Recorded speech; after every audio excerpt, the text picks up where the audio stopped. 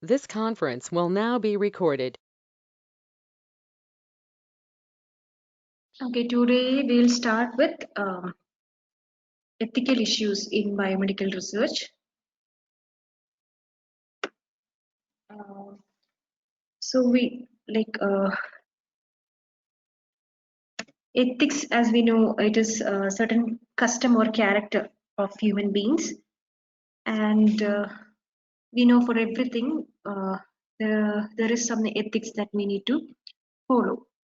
So when something is done in a improper way, or if some people are deprived of their rights, we say that it is done unethically. So for whatever things we do, there is ethics. So ethical issue is there. For in case of biomedical research, clinical research also, there are a lot of ethical issues. So when all these ethical issues were happening in different parts of the world, uh, okay, in different parts of the world, so many clinical researchers. Initially, the clinical researchers, the physicians started clinical research in their patients who is visiting their clinics. Such small scale clinical research were happening initially, but later on, as technology advanced and as many new diseases and all came into being, they started to do researches in a more number of people. So in small, the research that was just confined to clinic, uh, initially the research were just confined to clinics, but because of the needs, the research, they began research in large group of people. So when they started research in large group of people, what happened is, uh, in human behavior, like certain people who are of lower class, or maybe vulnerable people, or people who have no help, such as prisoners and mentally disabled people. So in such people, the physician started doing researches. So so many inhuman behavior happened in different parts of the world. So it continued, but after a few years, or even in certain instances, after many years only, the world discovered that so many inhuman behavior were happening during these particular clinical research. So, to avoid that, to stop all these inhuman behaviors in human trials, in clinical trials, different countries, they started to formulate ethical guidelines.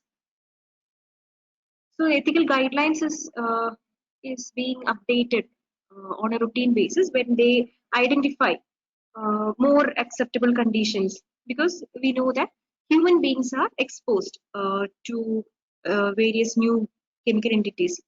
So they are being exposed, and it is for the benefit of the society at large. So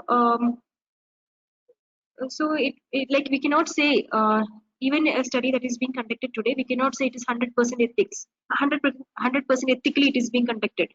Somewhere they will identify new ethical problems. So ethical guidelines are being revised on a routine basis once they come across or identify certain ethical issues. So we have ethical problems in uh, all what we do, and especially it is important in clinical research, because throughout the world they have discovered like so many inhuman behaviors were happening, and this led to formulation of various ethical guidelines, and these ethical guidelines are updated even now, because more they are identifying more ethical issues. So to address that, new guidelines will be added on to the existing guidelines. So ethical guidelines will be revised. So in India, we have Indian Council of Medical Research, ICMR, and ICMR has initially they developed the policy statement on ethical consideration involved in research in human subjects in the year 1980, and then they revised these in 2000 as ethical guidelines for biomedical research on human research. Then this was again revised in the year 2006. So this is the ethical guidelines in India. India, it is called as ethical guidelines for biomedical research on human subjects. Now, before going on to these different guidelines, we can see in like just few examples we can see like in various parts of the world what led to the development of ethical guidelines. So we have one example is Tuskegee's syphilis study. So Tuskegee's syphilis study, it held between the year of 1932 to 1972.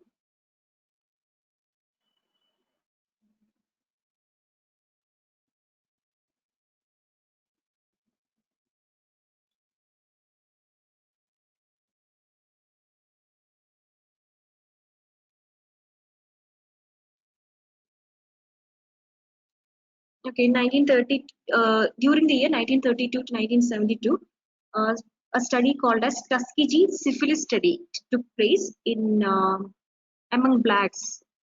So, so what they intended to study is, like study was to record natural history of syphilis. How, like syphilis, like what will be the initial symptoms, then how it progresses. So they wanted to study the natural history of syphilis, how a person affected with syphilis, how the disease progresses naturally if we are not giving any interventions such as medicines or any other management strategies applied in that patient, how it will naturally progress.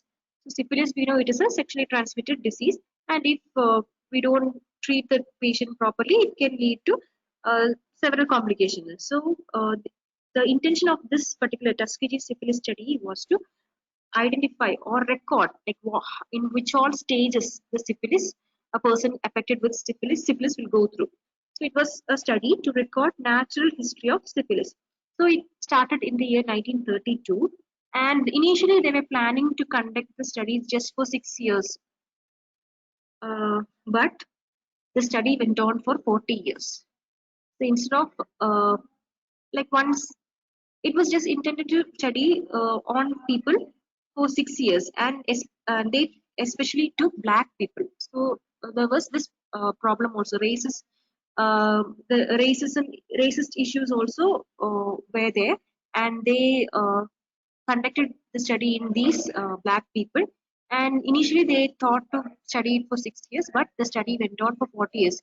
Imagine, for 40 years, the people who were affected with syphilis did not receive any treatment.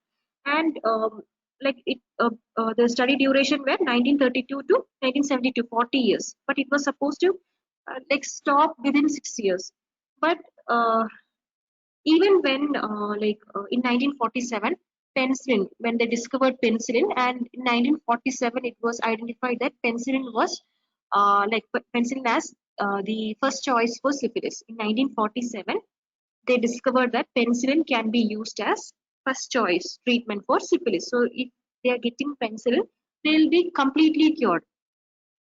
So even when penicillin became drug of choice in 1947, the subjects, the participants were never given this penicillin, and they were not allowed to quit from the study also. So such inhuman behavior were there. So these people, even when effective treatment were available, they were not able to take it, or they were not able to quit from the study. So this is one example of an unethical study. And this Tuskegee, because of this Tuskegee's syphilis study in US, they developed an ethical guideline called as Belmont Report. So Belmont Report is saying that like after people discovered that these Tuskegee people, they were not receiving any medication, even when penicillin was available, they were not receiving this penicillin, and they discovered these people were left untreated, and they were suffering even when the effective treatment was available. So so when the other part of the people, when different other like officials came to know that it became a huge problem, and they developed for the first time some ethical principles, and this is called as Belmont Report. So in Belmont Report, it says that uh, like if you are recruiting any human beings, they should be like there should be respect for the person. There should be beneficence and justice. Beneficence means they should be benefited in some way, and it should be done in justice. So these were the three principles of the Belmont Report. The Belmont Report came into being as a result of this Tuskegee study, Tuskegee syphilis study. Then we have one another example is the Nuremberg trial. So in Nuremberg trial, it happened in Germany. So in Nazi Germany, some German physicians, especially they did experiments in World War II concentration camps, prisoners in World War II concentration camps, and these prisoners they were put in different conditions. Some in compression chambers, some underwent freezing experiments. Then to some they created gunshot wound, then transplanted graft between twins just to know like how the body is responding to the adverse situation. They were not in need of any transplantation, but still among the twins they transplanted the graft, and they were just studying how the body is going to respond to it. So such cruel experiments were done in the prisoners of concentration camps in the during the World War II. So this was done in Nazi Germany by the German physicians, and this also came into light, and so many trials happened. That trial is called as Nuremberg trial, and after which this led to the formation of Nuremberg Code. So Nuremberg Code also is a set of ethical principles. So because of this Nuremberg incident, Nuremberg trial, they developed the ethical guidelines called as Nuremberg Code. Then in India also they developed this policy statement on ethical consideration involved in research on human subjects in 1980, and they revised in 2000. And this policy statement also they developed because initially we were not having any guidelines. Then they developed this policy statement, um, and even when the policy statements of ethical guidelines were released, like many of the researchers, they were not respecting these guidelines. So in around the year 1970s and 80s, some researchers in Institute for Cytology and Preventive Oncology in New Delhi, they carried out a study among thousands, around 1,100 women uh, in different stages of cervical dysplasia. So some cervical precancerous, in few women there was some precancerous lesion, cervical dysplasia and all. So we know that these conditions there is a high risk of this dysplasia or some lesions. There is high risk for this to progress to cancer. But all these women were not given any treatment. So this happened in India in 1970s and 80s. So researchers at the Institute for Cytology and Preventive Oncology, New Delhi, they carried out research. They recruited 1,100 women, and these patients were in different stages of cervical dysplasia, or they were having some precancerous lesion, but they were not given any treatment, and just to see how many of the lesion will be progressing to cancer. So this study came into light in around 1980s end. So this led to the this led to the further development of the guidelines, which is the ICMR. Like in 2000, the ethical guidelines for biomedical research was released. Then they revised it in the year 2006. So in all parts of the world, we can see that so many unethical behaviors were done in various clinical research. And in many examples, we can see that these participants were not uh, aware of what actually the study is. They were not aware regarding any other good option, good treatment is available, and they were not allowed, or they were not asked any permission to be included in the study. So they were maybe vulnerable people, or those who are unfortunate people.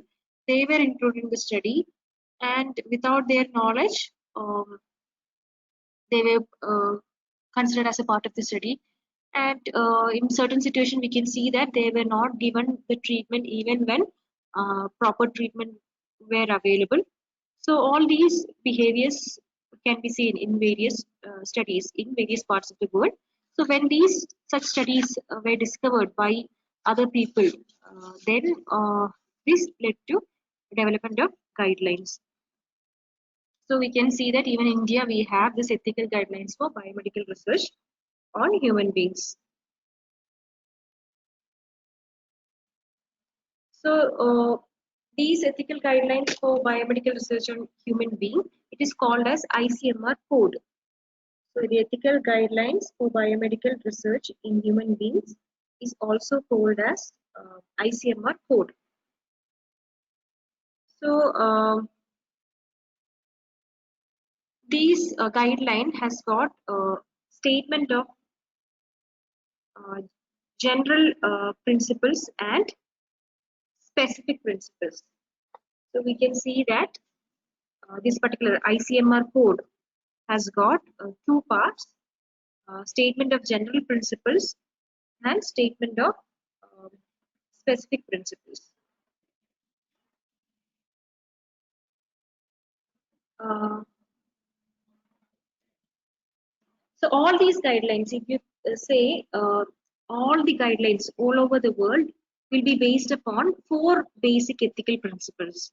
Any guideline, if you take any guideline that is developed uh, around the world, we can see that it is based upon four basic general principles. So these four principles are respect for persons, autonomy, then beneficence, then non-maleficence. Non-maleficence means non-harm. Whatever study we are doing, it has to be done in such a way that it has to be ensured that it will do no harm to whoever is participating in the study. So that is called as non-maleficence and justice. So any ethical principle, if we take, it will be based upon these four principles. One is respect for persons, or autonomy, then beneficence, then non-maleficence, and justice. So the idea behind this ethical principle is to protect the dignity, rights, safety, and well-being of the research particle.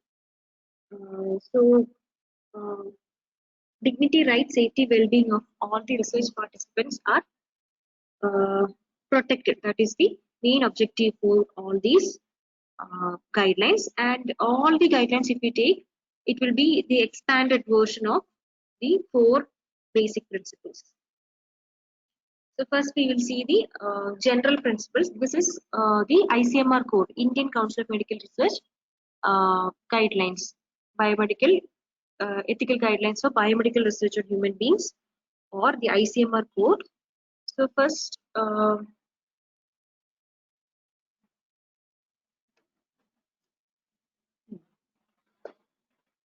we'll see the statement of general principles. So in the statement of general principles, the first is principles of essentiality. So principles of essentiality, it says that like if we are doing the research, if you are undertaking any research, it has to be it should be essential, and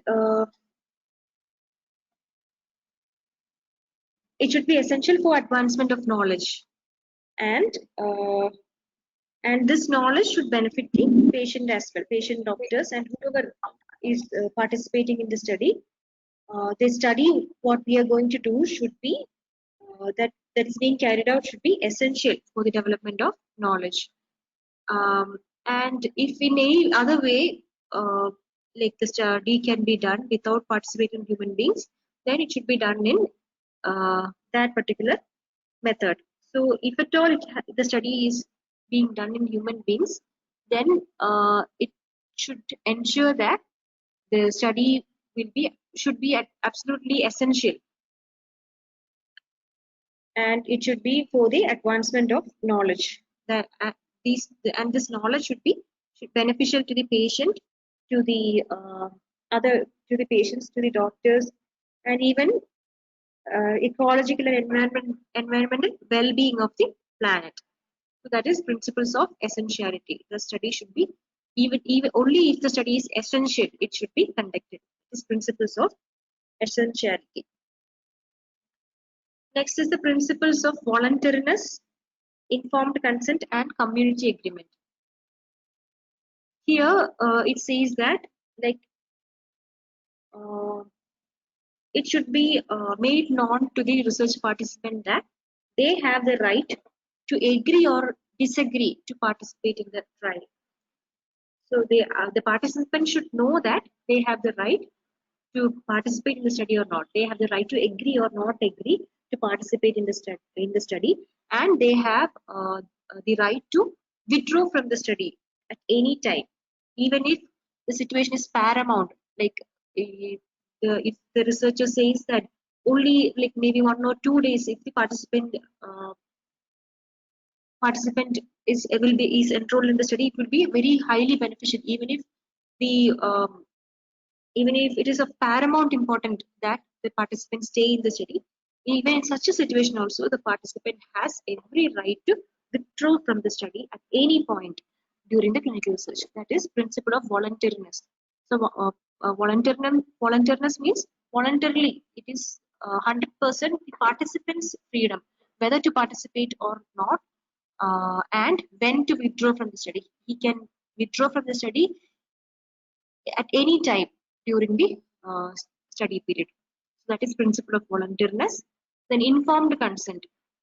In informed consent, the whoever the researcher, principal investigator, or the concerned person has to inform to the participant, has to explain every aspect of the study to the participant. Um,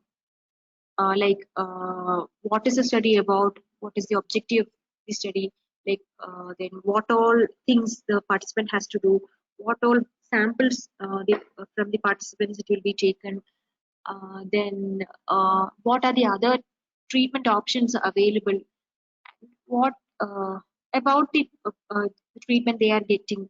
All these information has to be given to the participant.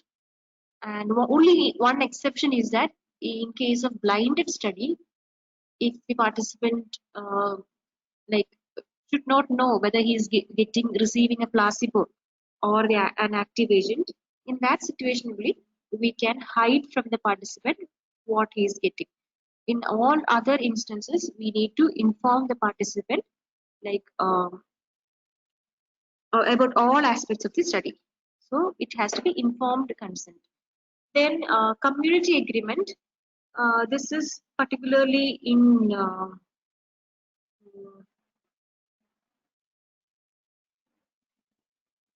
like if we have to conduct a study in a particular tribal region. So the it is not just the consent of one individual participant. If they are having a community leader, we need to get the consent from that community leader. That is called as community agreement. So if the participant is from a community or from a sensitive place, then or if he's a vulnerable group, then we need to get consent from their leader as well in order to enroll them for a particular study. So that is principles of voluntariness, informed consent, and community agreement. Principle of voluntariness means that we need to may ensure that the participant knows that whenever he can participate in the study uh, or not, it is his opinion, like it is his right whether to participate or not, and he also should know that he can leave the study, he can withdraw from the study anytime. So that is principles of voluntariness. Informed consent means the researcher has to explain every aspect of the study to the participant, that is, and only then the participant's consent should be taken. Participants agreement to be part of the study should be taken only after explaining every aspect of the study. That is called as informed consent. Then community agreement is it is not required in all places, but if the participants are from a particular community or from a vulnerable group, then the community leaders agreement has to be taken. So that is community agreement. So this is principles of voluntariness, informed consent, and community agreement.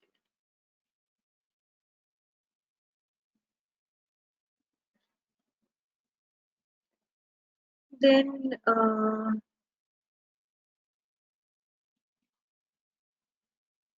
so in case informed consent, like if we are enrolling a mentally retarded patient, he cannot give consent on his own. He's incapable of giving consent. Or in case of pediatric population, so they are considered as minors, so they cannot give consent on their own. So in such cases, for example, and also if the patient is participant is unconscious, he is in a coma stage or some very critically ill, and in such a way that he cannot give the consent. So in such a situation, the consent shall be collected from legally acceptable representative. So, so we can in certain situations, such as if you want to recruit a patient with some mental disorder or pediatric population or too ill to give consent or unconscious and all, in such situation, we can include them also in our study, but we have to ensure that we get consent from their legally acceptable representative. So that is also permitted.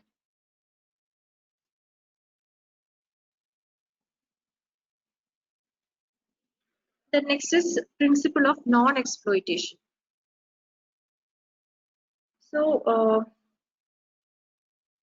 in some studies, we can see that here, like example, the Tuskegee study, syphilis Tuskegee study, it was done on blacks, but not just the syphilis is like not just the blacks are affected with syphilis. Syphilis can be seen in all population. In any population, we can see it is not just confined to black people. So it is not necessary that we recruit only blacks in the study. So, so we can clearly understand that the Tuskegee syphilis study was like it exploited the blacks because in during that time they were considered inferior. They were recruited for the study, so they were exploited during in that particular study. So it's the ethical guideline says that it the study should not be exploiting. Uh, it should be general. The all the participants, like if the particular disease affects all people from any background, then we have to select. Um, we have to recruit from all backgrounds, not just from people who are minor or people who are unfortunate or people who are in need of money. So it should be there should not be any exploitation when we conduct a study. So irrespective of social and economic condition or any other status, even literacy or educational level, we should not recruit people on the basis of any such thing. It should be general from all walks of life. People from all walks of life has to be included in the study. It should not just be confined to some minority. So if we are doing study on people with some disability or some disadvantage, then our study is exploiting uh, their situation. So it is considered as unethical. So this principle says that we need to conduct study. We need to consider people equally and then do the study. That is principle of non-exploitation. So when we are recruiting the participants, we should not show any discrimination or any partiality. Uh, then and also when we recruit the people, uh, we need to like we should not be just using them for the benefit of the researcher. We have to also give some compensation. Uh, like most of the time in phase 2 and 3 we are recruiting people with illness.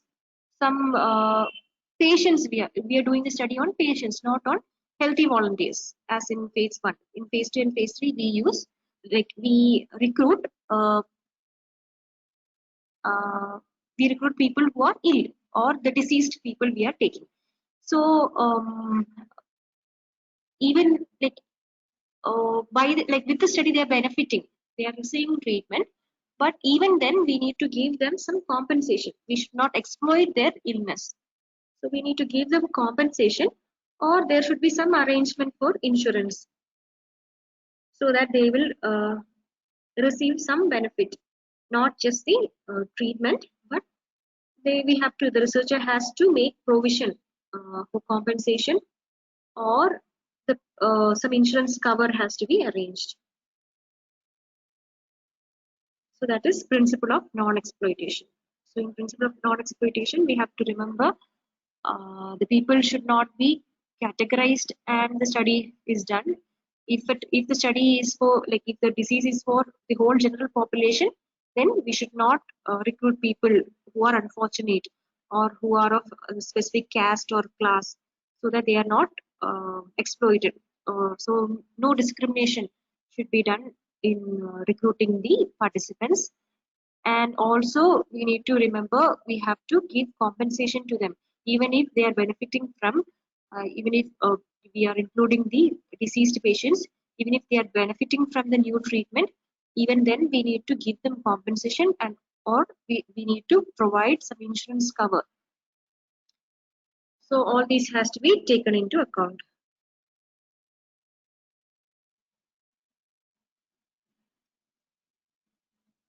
So next is principle of privacy and confidentiality.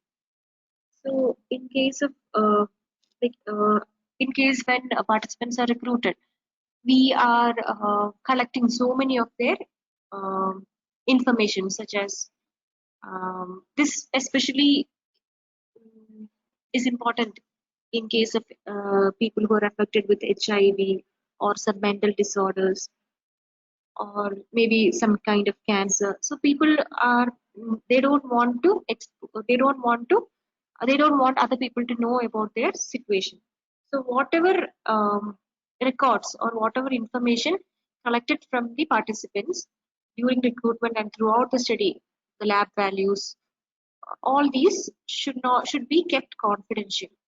So the researcher has no right to reveal it to any others.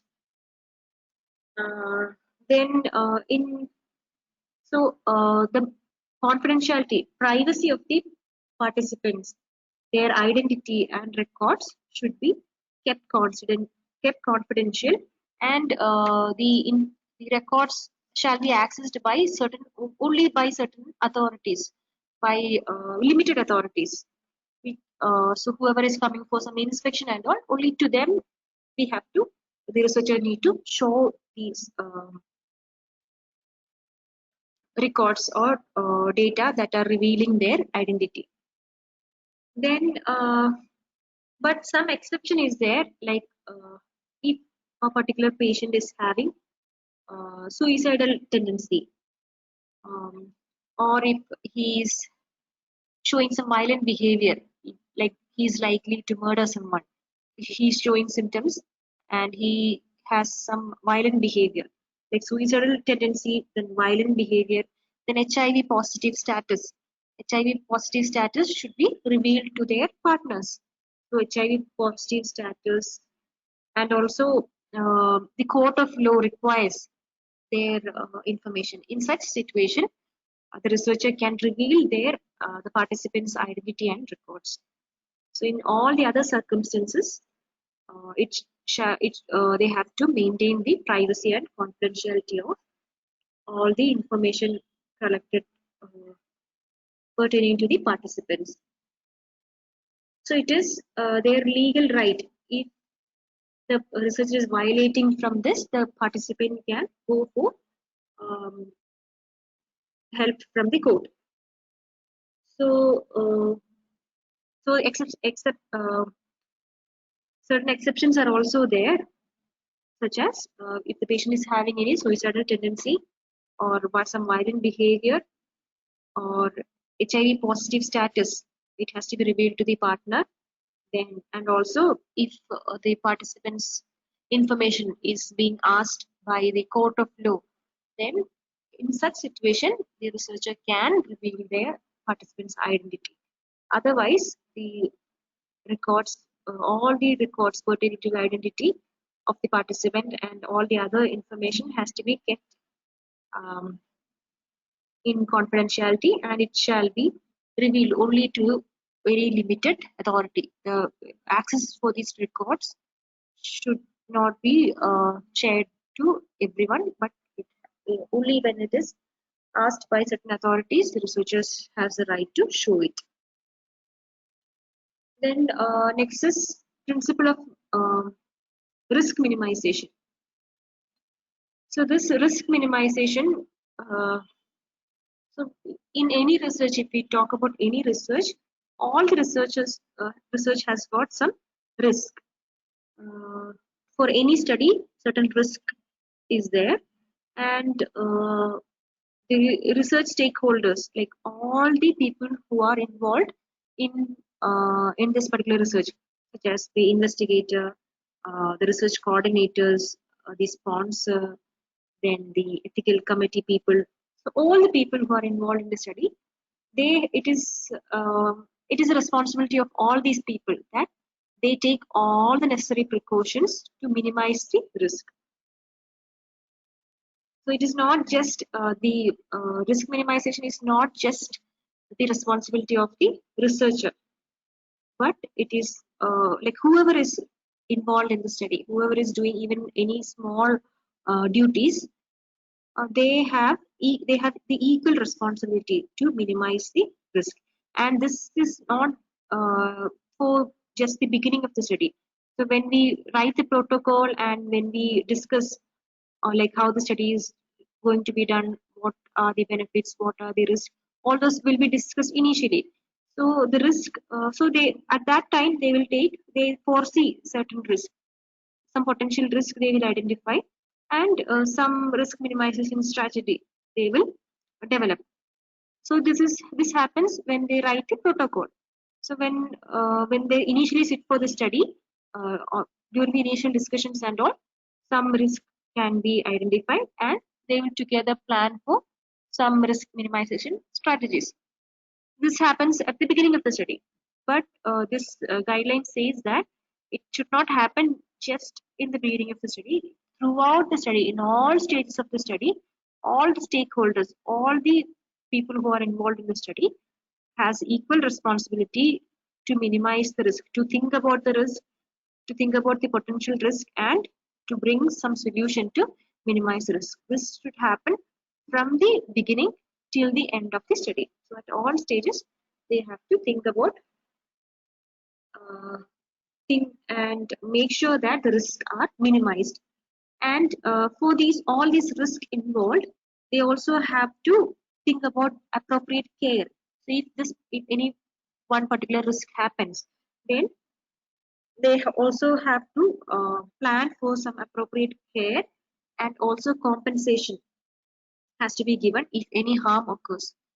So if at all that risk which was um, not preventable happened, and some harm happened to the patient, some disability happened to the patient, then it is important that it some compensation is given to the harm happened. So in principles of precaution and risk minimization, it says that all the stakeholders at all stages of the research has to ensure that the potential risks are minimized, and they take action and they plan action for all the risks that are anticipated, and they ensure that the risk is minimized. And if at all the risk happens, they have to also plan prior itself what appropriate care has to be given. And if some harm happens to the patient, they also has to think like they also have they should plan beforehand itself, like what compensation should be given and all. So that is principle of risk minimization. Next is principle of professional competence. So we know in clinical research there are a lot of uh,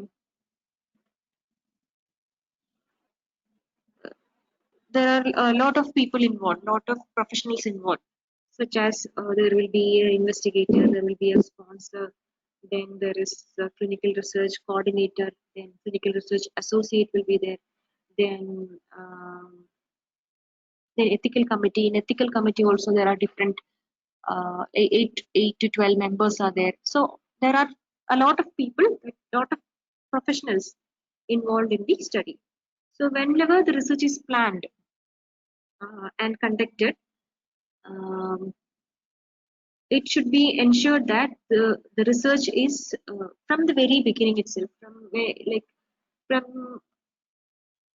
before even they start the research, even at the planning stage itself, it should be planned, conducted, then evaluated and monitored throughout by person who are competent, and they have the appropriate and relevant qualifications.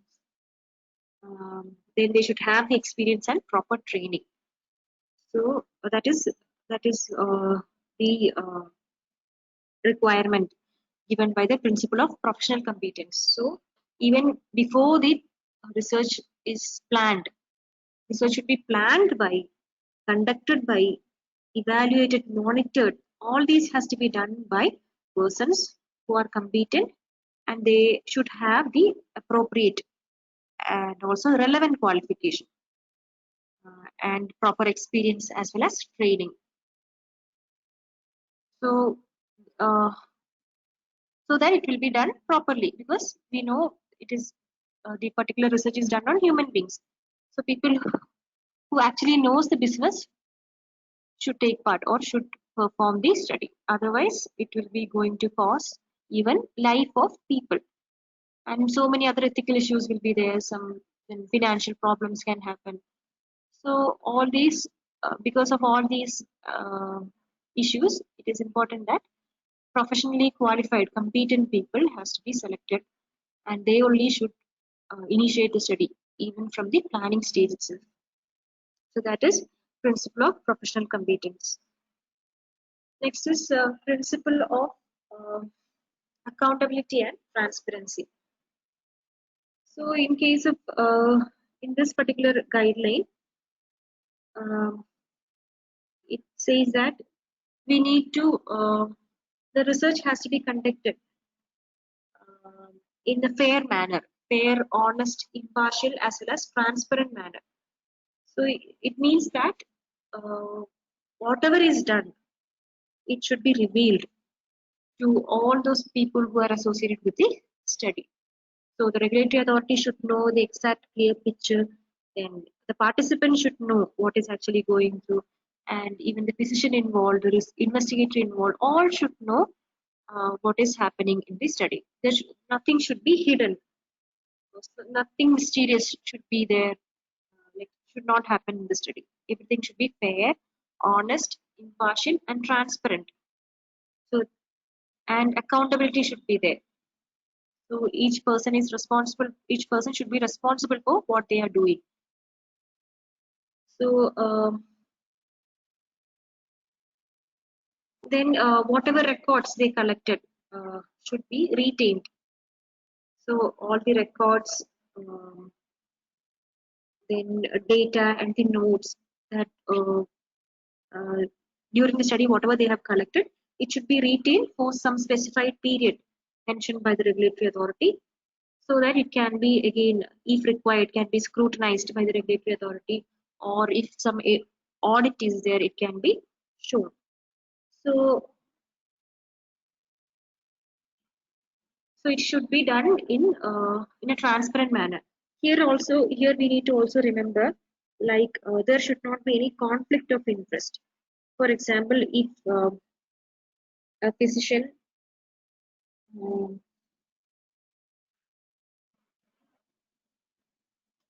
there should not be any personal gain by any of the stakeholder of the research. Like the physician should not, maybe like the drug manufacturer, or the physician is a part of the manufacturing company, and he wants to somehow bring the drug into the market. So if this particular physician is involved in the study, then the result will, there is chance that the result will be biased.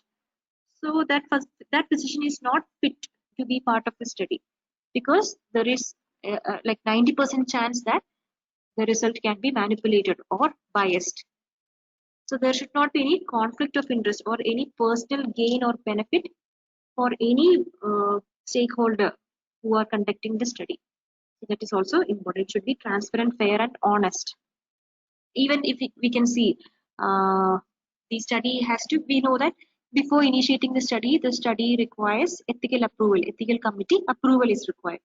So if one of the investigator, the physician, um, is also a part of the ethical committee, the physician who is the chief investigator who wants to do a study, and he is also a part of the ethical committee of that particular institution, and if his study is for the ethical scrutiny, then it has to be ensured that this particular physician should not be present in the ethical meeting of his study.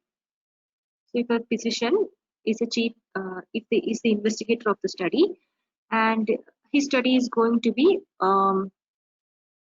applied for the ethical approval, and ethical committee meeting is being held, and this investigator is also part of the ethical committee, then it has to be ensured that this particular physician who is the investigator of the study should not be sitting for the ethical committee meeting.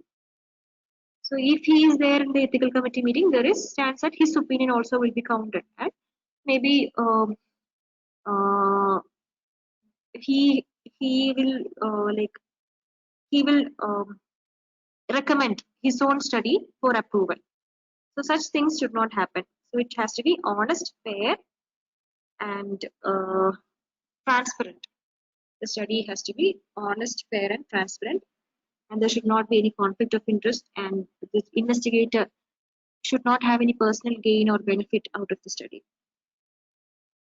So that is being that is a requirement of this particular principle of accountability and transparency. Next is principle of the maximization of the public interest and of distributive justice.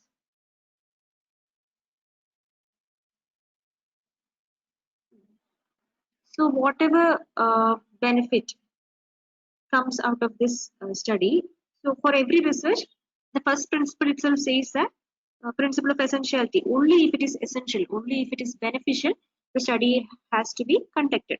So for every study, there is some benefit, and whatever benefit is there, it should be maximized to all, in all possible ways. So the study design should be in such a way that, and the study should be conducted in such a way that it will directly or indirectly maximize the benefit to not just the research participants but also to the society. So that is called as principle of maximization of the public interest and of distributive justice. This, for example, if there is an effective drug and this effective drug, they want to do the study, and if they are doing the study only on certain group of people, and we cannot generalize it to the public. But if we change the design and if we recruit people from different backgrounds, then the result can be generalized to the whole society. So if there is a provision to include all the people, it has to be included so that the result can be um, generalized, or we can say that it is benefit to the whole society, not just the benefit is not just confined to certain group of people. So whenever we can include all people and do the study, it has to be done in such a way so that the result will be beneficial to more group of people. So that is what this particular statement says. There should be maximization of benefit. So it has to be the design and conduct of the study should be in such a way that it will directly or indirectly benefit not just the research participants, but also to all to most of the people in the society. So that is maximization of benefit.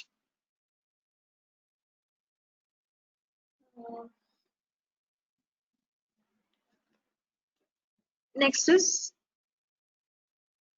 principle of institutional arrangement. In principle of institutional arrangement, we can see that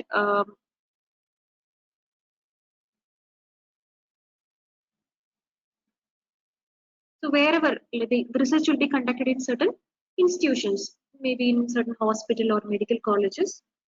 So wherever the research is conducted, um, there should be some policy that says that the institution should provide the required infrastructure, manpower, fund, as well as training opportunities. So wherever the research is conducted, in that particular the guideline says that whatever they only should provide the infrastructure, manpower, the fund, as well as training opportunities. That is principle of institutional arrangement.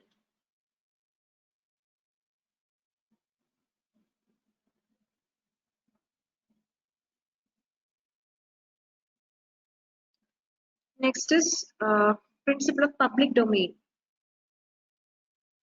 So the research, once even before the research is started, like they have to give in the website, like we have in India we have the clinical trial registry. So when we are going to start a research, this particular we need the investigator or the sponsor has to fill in this particular registry, and in this particular registry, if we go and search, we can see all the research that are happening in India. So clinical trial registry of India.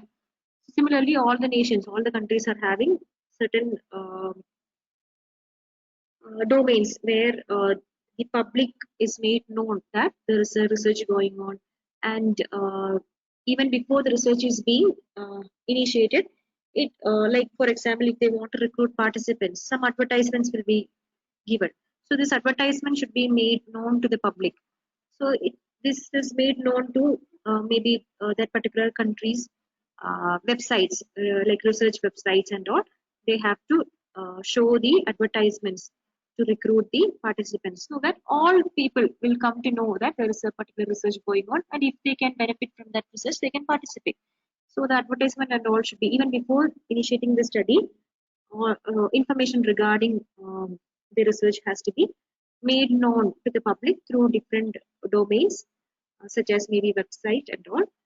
So so that is what and also once the research is over, the results also should be made known to the public through the same media. So that is what this says.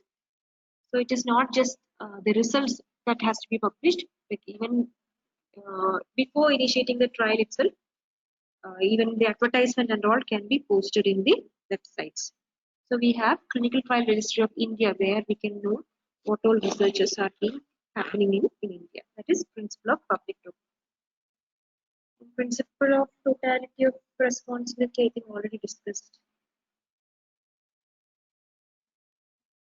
Next is principle of compliance. Principle of compliance means we know like there are ethical guidelines, there are regulatory guidelines, then good clinical practice. All those guidelines are there. So it is important that all the research stakeholders, all the professionals who are performing the research, they need to comply to all these guidelines. Ethical like institutional ethics committee, they should be subjected to all the opinions or suggestions given by the ethical committee or the regulatory authority. So what all guidelines or what all suggestions given by the authorities has to be complied by the research personals. So that is principle of compliance. So this is ICMR code, institutional